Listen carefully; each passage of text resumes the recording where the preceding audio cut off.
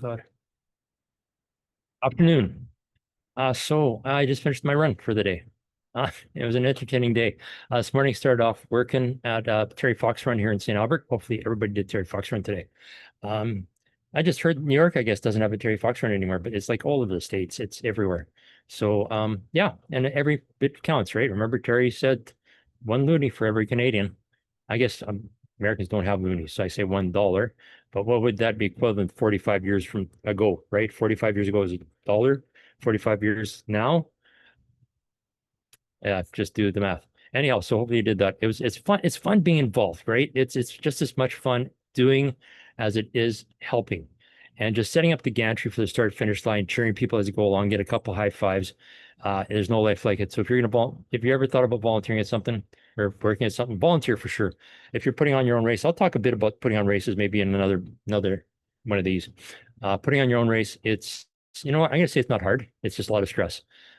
You're you're I put on a race in October, end of October. I started thinking about it this one last year about the same as soon as my race was done, her run was done.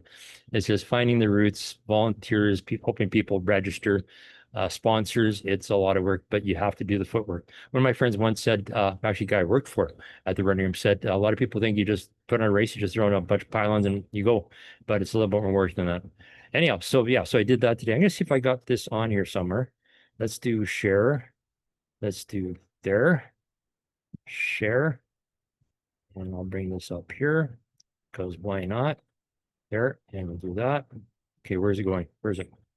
Where is it? Where is it? Where is it? There. Yeah, that's what I want. There. That's Terry Fox's this morning. Yeah, a lot of fun. Actually, know that guy.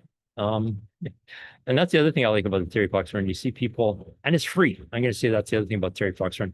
You're not. There's a registration fee. They encourage you to donate, which I did. They have a new T-shirt every year, and yeah, it's kind of cool. I don't think this series was designed by um, what's the name of the Canadian? You guys know who I'm talking about.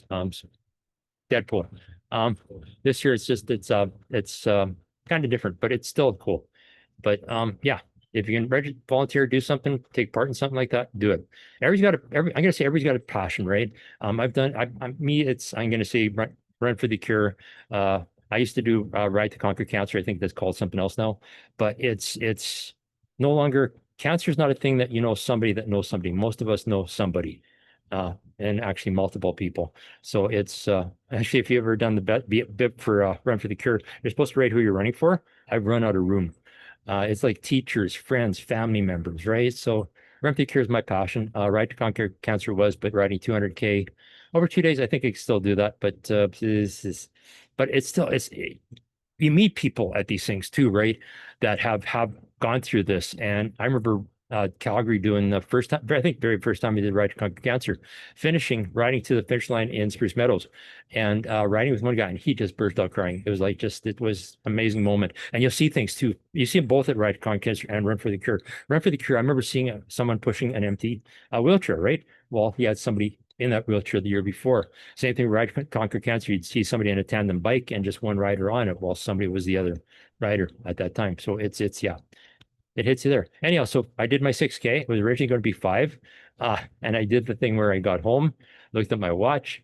I was at 5.9. And I said, no, I'm not going to do anymore. And then why don't you just do another 0.09K? So yeah, I got my 6K in.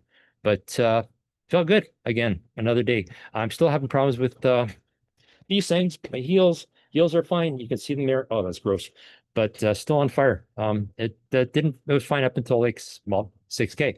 So almost, I guess, and I just like the St. or Edmonton Army 10K, that hit me at 8K. So still the back's a problem, still the GI is a bit of a problem, but I'm working my way through it. I just think if I keep running and I keep doing foam rolling, and I will make a trip to the massage therapist at some point.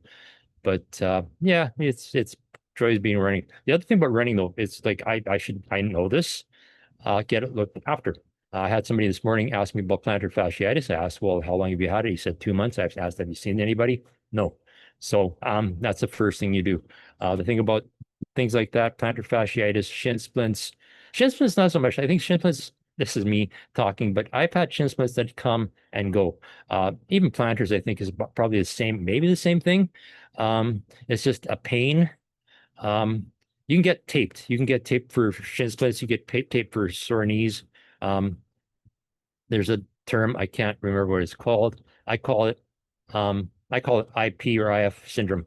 You guys know what I'm talking about. It's just when your patella doesn't tract properly, and yeah, there's friction, and then friction causes pain. And actually, you get bursitis as well.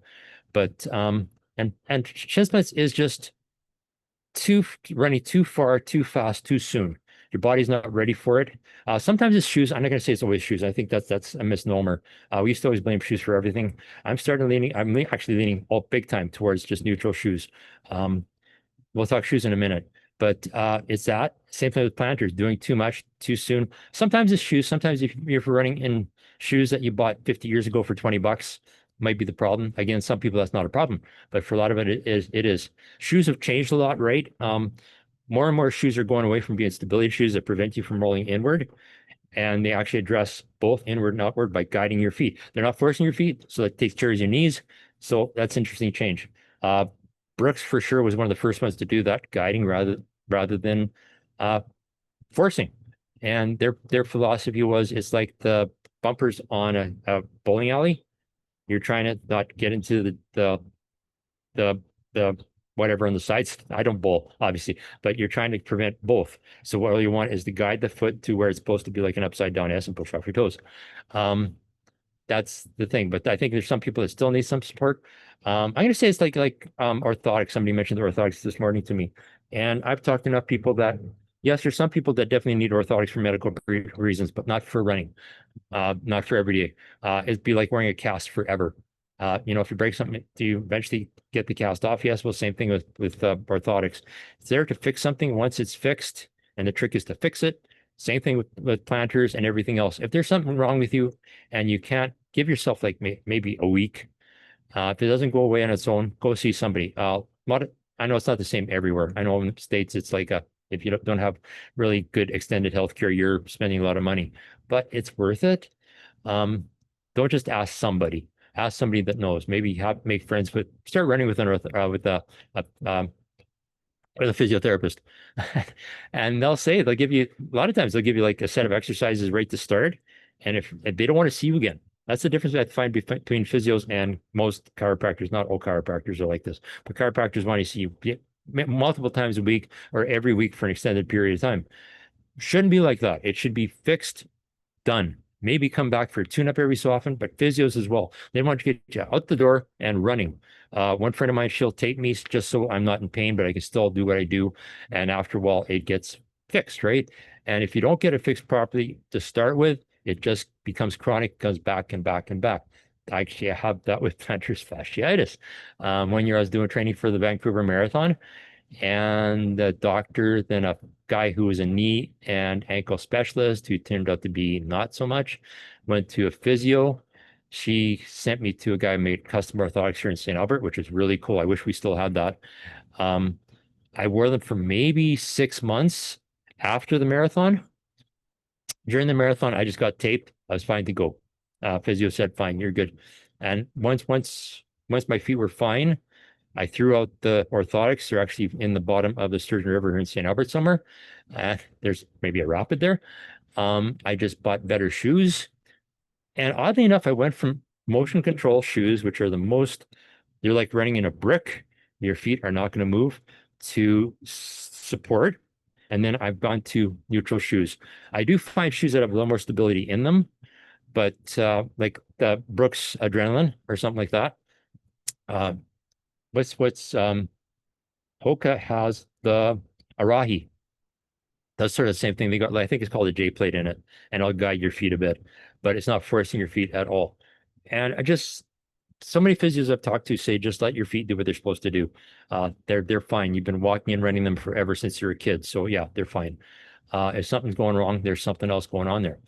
Sometimes it's just your mechanics, right?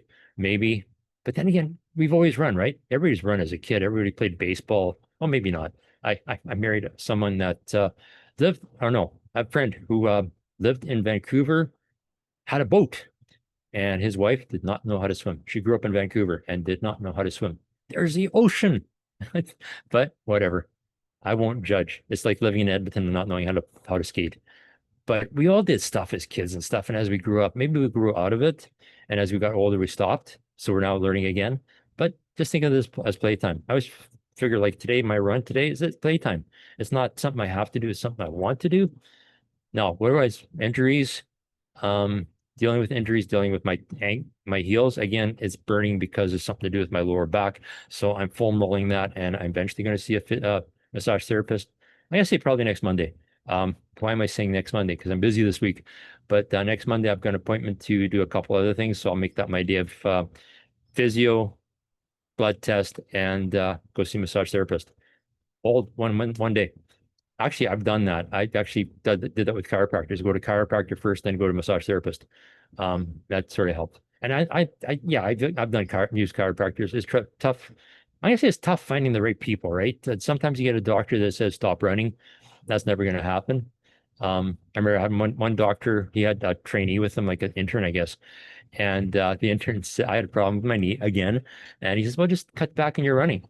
And the doctor just chuckled, and he just said what was going to happen. I'd cut down. I'd stop running 6 days a week to 5 days, and just increase the distance on those 5 days to make up for the day I missed. So he just said, "Go see a physio." And at that time, I extended healthcare, so he signed the form that referred me to a physiotherapist. Actually, he actually referred me to a chiropractor one time too, which is kind of interesting. Anyhow, so today was good. Yeah. So if you're doing like me, September, starting to rebuild again, today was just random. Tomorrow, I'm going to maybe run a break, get on the bike, run Tuesday, bike Wednesday. I'm working Wednesday night, so I can't run Wednesday night, so I'm on my own in the morning. But yeah, so I'll just follow the bouncing ball. Day 2, me living again. I think my kids are home, so time to say goodbye.